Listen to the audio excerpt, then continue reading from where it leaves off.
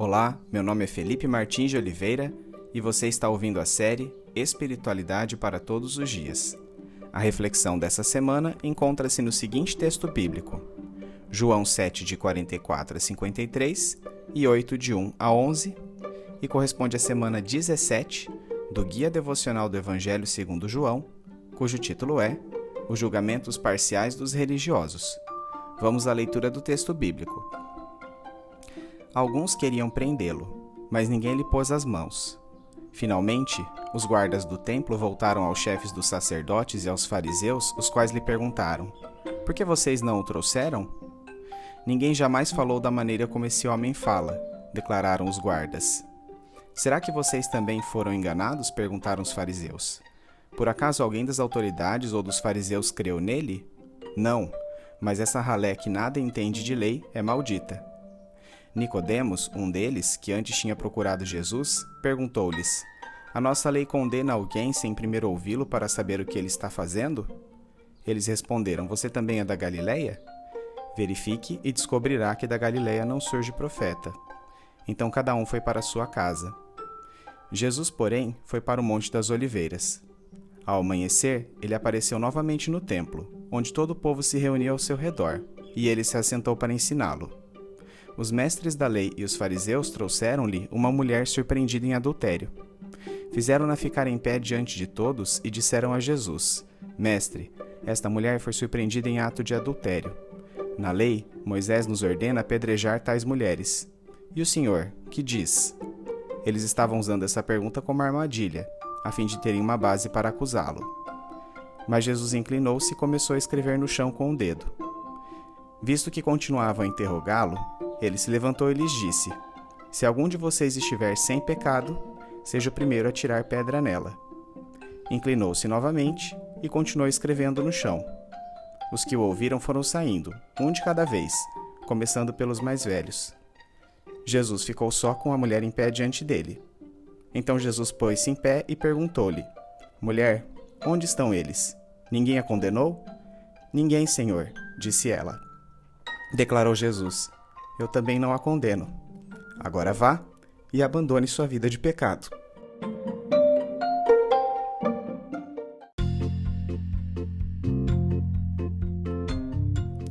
Impressionados com o ensino de Jesus, os guardas enviados pelas autoridades religiosas diante de suas declarações públicas por ocasião da Festa das Cabanas, em Jerusalém, não conseguiram prendê-lo. Estes soldados haviam sido recrutados pelos fariseus e sacerdotes para prender Jesus, depois que alguns da multidão que o ouvia começaram a considerar que ele de fato era o Messias. A percepção da autoridade de Jesus pelos guardas é bastante expressiva, na medida em que se arriscam a reconhecê-la, mesmo desagradando aos membros do Sinédrio, que eram seus mandatários. Os religiosos argumentam que a hipótese de Jesus ser o Messias só poderia ser falsa porque nenhuma das autoridades ou dos fariseus havia admitido crer explicitamente nele. Dessa forma, se eles, que eram os zelosos guardiões da Torá, não criam na autoridade messiânica de Jesus, tampouco o povo comum que desconhecia a lei estaria autorizado a fazê-lo. Ironicamente, alguns capítulos mais à frente, somos informados que havia sim fariseus que eram discípulos secretos de Jesus.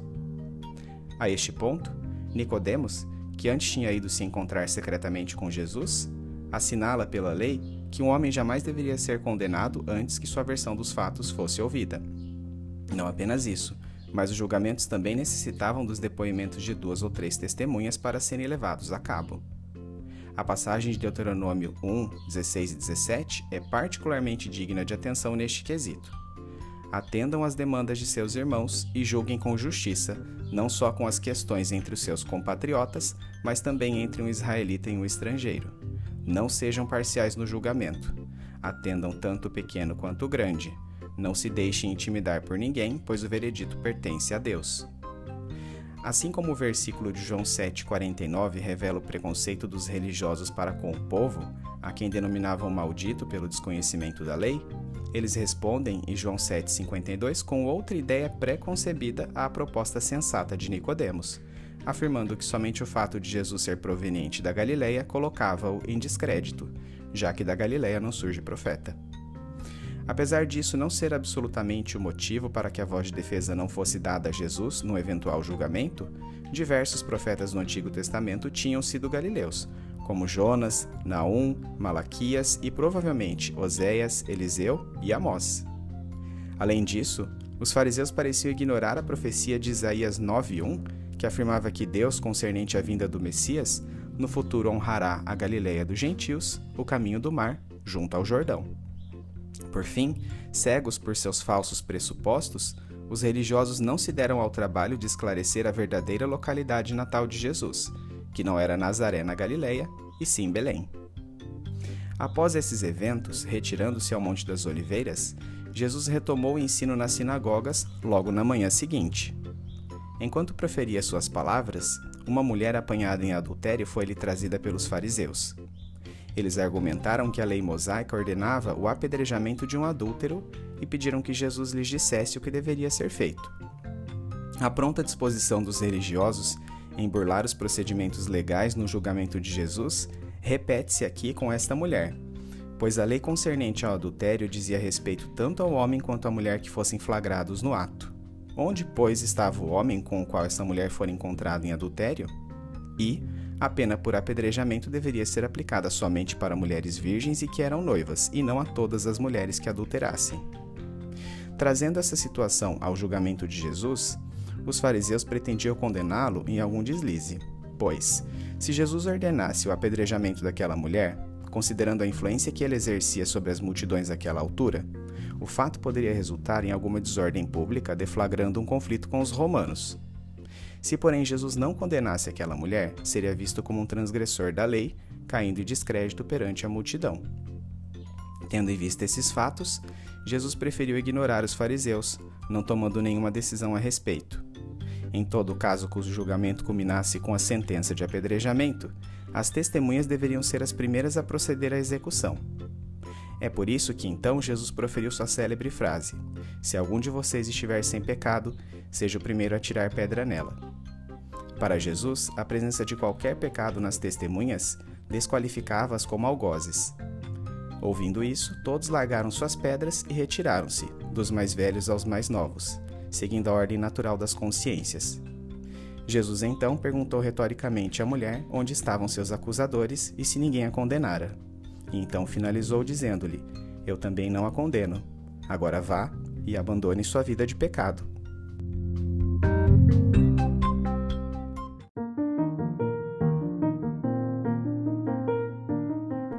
Aplicação prática. Preconceitos impedem que analisemos objetivamente os fatos, facilitando a ocorrência de maus julgamentos. A ética de Cristo nos convida a julgarmos não aos outros, mas a nós mesmos. A célebre frase de Jesus em João 8,7 é um doloroso, mas necessário, convite à interiorização, a um autoexame da alma, o qual invariavelmente fará com que encontremos em nós deslizes semelhantes, ou até piores, aos que são objeto de nossa acusação na conduta de outras pessoas. Como Messias, Jesus tinha pleno direito de exigir a morte daquela mulher, mas preferiu ver sua mudança de atitudes a executar a justiça imediata. Se ele, que é o Mestre, procedeu dessa forma, por que nós, seus discípulos, faríamos diferente? É importante salientar, contudo, que ele não eximiu aquela mulher de mudar de conduta, ordenando-a que abandonasse sua vida de pecado.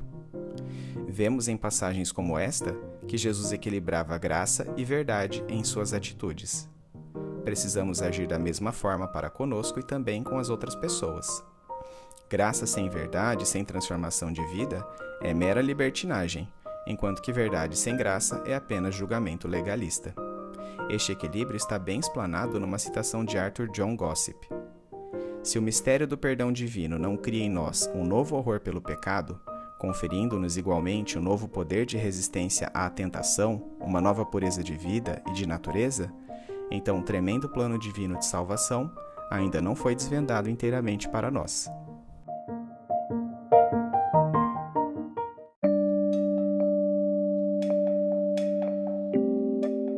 Trazendo da mente para o coração. Senhor, como me iludi achando que meus julgamentos refletiam zelo por sua causa? Como me enganei, acreditando que estava sendo fiel ao Senhor ao posicionar-me contra um ou outro comportamento, sem importar-me com as pessoas por detrás das ideologias. Eu era nada mais do que uma réplica de fariseu, um religioso cego, incapaz de perceber que amar as pessoas envolve entender seus conflitos e mazelas. Que me doar é argumento de autoridade maior do que o mais bem estruturado discurso. Que eu a ninguém mudo, mas que isso é tarefa do Espírito Santo. Que devo agir inspirando outros pelo exemplo, ao invés de tecer contra eles discursos de condenação. Perdoe-me pelas vezes em que fui juiz de meu próximo, hipócrita, pecador tanto quanto ele. Desculpe-me pelo olhar preconceituoso e pela falta de misericórdia. Que meus olhos estejam voltados somente para meus atos quando tratar-se de julgamento. Mesmo diante de atitudes de outras pessoas que claramente ferem a seus princípios, que eu enxergue o que eu posso aprender com isso ao invés de julgar outra pessoa. Que eu pare de ler a Bíblia pensando em como cada situação seria aplicável a uma ou outra pessoa, em como fulano ou ciclano devia estar presente para ouvir esta pregação, e comece a enxergar o que cada texto quer dizer para a minha vida. Sentado sobre o tapete deste quarto, tenho visão apenas parcial do ambiente. Enxergo apenas o muro da sacada pela porta. A metáfora não poderia ser mais propícia. Preciso tirar as barreiras de meu campo visual, as traves dos meus próprios olhos, para poder ver o cisco nos olhos dos outros. Prefiro despender imenso empenho tirando traves, ciscos e quaisquer outros resíduos de meus próprios olhos, antes de atentar para a visão alheia. Prefiro uma severidade infinitamente maior em relação ao meu próprio procedimento, à pronta condenação da conduta de outrem. Como bem diz a oração atribuída a Francisco de Assis: Senhor, fazei-me instrumento de vossa paz. Onde houver ódio, que eu leve o amor. Onde houver ofensa, que eu leve o perdão. Onde houver discórdia, que eu leve a união. Onde houver dúvida, que eu leve a fé. Onde houver erro, que eu leve a verdade. Onde houver desespero, que eu leve a esperança. Onde houver tristeza, que eu leve a alegria. Onde houver trevas, que eu leve a luz. Ó Mestre, fazei que eu procure mais consolar que ser consolado, compreender que ser compreendido, amar que ser amado. Que eu seja exemplo de conduta e acolhimento, mas também de mudança e transformação de vida. Ajude-me assim a equilibrar graça e verdade em meu modo de agir e no tratamento com as outras pessoas, conduzindo-as a uma vida de santidade a seu lado, sem condená-las. Só conseguirei isso sendo mais parecido com Jesus. Em nome dele que oro. Amém.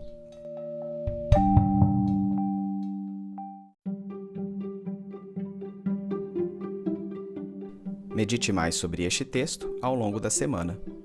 Domingo, leia o texto de João 7, 44 a 53 e 8, de 1 a 11, bem como os comentários sobre ele. Segunda-feira, baseado em João 7, 44 a 53, descreva os dois argumentos utilizados pelos fariseus para justificar seus planos de aprisionar Jesus. Terça-feira, considerando as prescrições da lei mosaica, quais as duas inconsistências legais cometidas pelos fariseus no episódio da mulher adúltera, descrito em João 8, de 1 a 11? Em base sua resposta lendo também Levítico 20, 10 e Deuteronômio 22, 23 a 24. Quarta-feira, quais teriam sido as duas possíveis consequências caso Jesus tivesse tomado uma decisão em relação ao apedrejamento daquela mulher?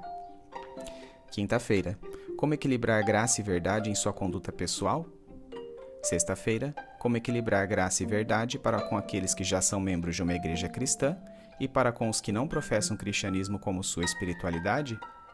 Sábado, quais as implicações práticas do texto de João 7, 44 a 53 e 8, de 1 a 11, para a sua vida?